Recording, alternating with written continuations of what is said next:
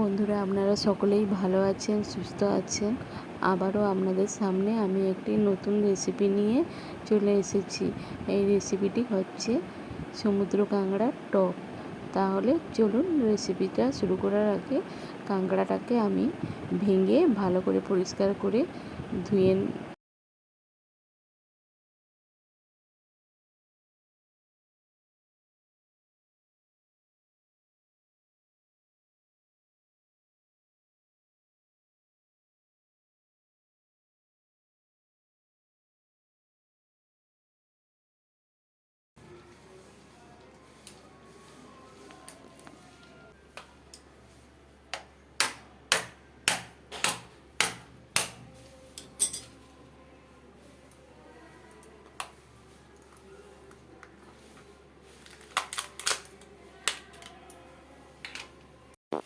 ঘিয়ে নিই ক্যাংড়াটা।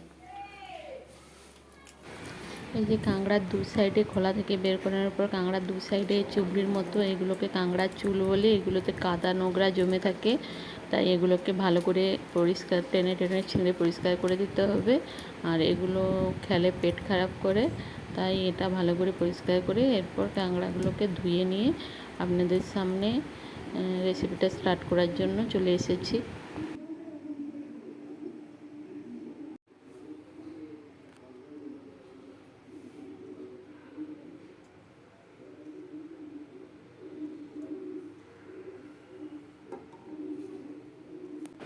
এদিকে তেলটা আমার গরম হতে থাক, আর কাঁকড়ার মধ্যে আমি লবণ ও হলুদ গুঁড়ো ভালো করে মাখিয়ে নেব।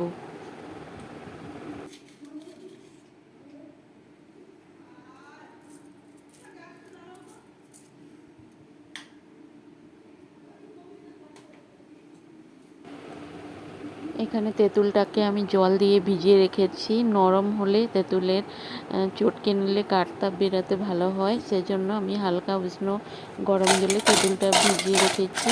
আর এদিকে লবণ ও হলুদটাকে আমি ভালো করে মেখে নিচ্ছি।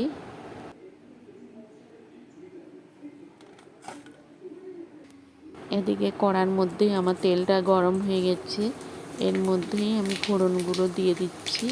ফোড়ন দিয়ে এর মধ্যেই আমি কাঁকড়াগুলো দিয়ে ভেজে নেব এই তেলের মধ্যেই।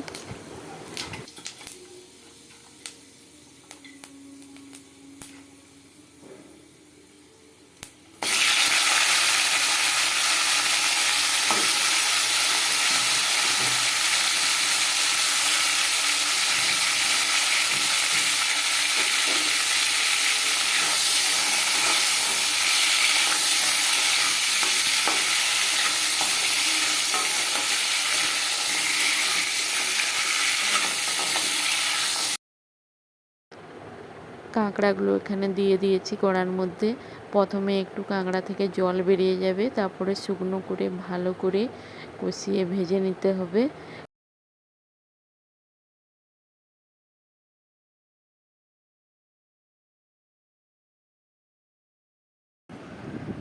কাঁকড়াটা আমার প্রায় ভালো করে লাল করে ভাজা হয়ে গেছে।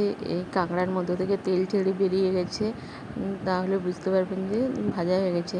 তেঁতুলটা আমি উষ্ণ গরম জল করে অনেক সময় ভিজিয়ে রেখেছিলাম, আর এই তেঁতুলটা আমি ভালো করে নিগড়ে হাত দিয়ে ছেঁকে নিচ্ছি। আর এই তেঁতুলের দানাগুলো মুখে পড়লে বাজে লাগে, সেজন্য সমস্ত দানাগুলো ছেঁকে তেঁতুলগুলো জলটাকে এবারে আমি কড়ার মধ্যে এই ভাজা কাঁকড়ার মধ্যে দিয়ে দেবো। আর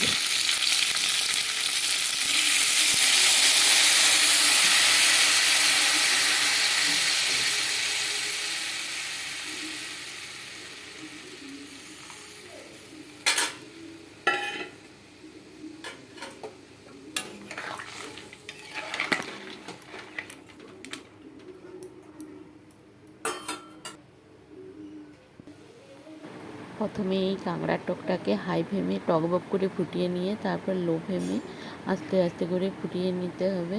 তাহলে তেঁতুলের যে একটা স্মেল থাকে সেই স্মেলটা বের হয়ে যাবে। আর এরপর তারপরে এর মধ্যে চিনি অ্যাড করতে হবে, ও পরিমাণ মতো চিনি দিবেন। আর পরিমাণ মতো লবণ দিয়ে আরও একটু সময় ভালো করে ফুটিয়ে আপনারা কাঁচা লঙ্কা অ্যাড করতে পারেন, নাও পারেন। কাঁচা লঙ্কা দিলে ভাতে মেখে খেতে ভালো লাগে, সেজন্য কাঁচা লঙ্কা দিলে ভালো হয়। আর যদি কাঁচা লঙ্কা না থাকে নাও দিতে পারেন। টকটা আমার অনেক সময় ধরে ফুটিয়েছি, ফুটে ফুটে জলটা প্রায় তেঁতুল জলটা অল্প হয়ে আসছে। এরপর আমি একটু লবণ অ্যাড করে দিচ্ছি টকের মধ্যে, দিয়ে আর একটু আস্তে আস্তে করে ধিমে আঁচে ভালো করে আস্তে আস্তে করে ফুটিয়ে নাড়িয়ে নিচ্ছি, যাতে লবণটা এই টকের মধ্যে মিশে যায়। এরপর আমার রেসিপিটা কমপ্লিট হয়ে গেছে। আর আপনারাও বাড়িতে এভাবে সমুদ্র কাঁকড়ার টক বানিয়ে খাবেন, গরম গরম ভাতের সঙ্গে পরিবেশন করবেন। আজকের রেসিপিটাও আপনারা বাড়িতে ট্রাই করবেন। আরও নিত্য নতুন রেসিপি পাওয়ার জন্য আমার চ্যানেলটাকে সাবস্ক্রাইব করবেন। Thank you.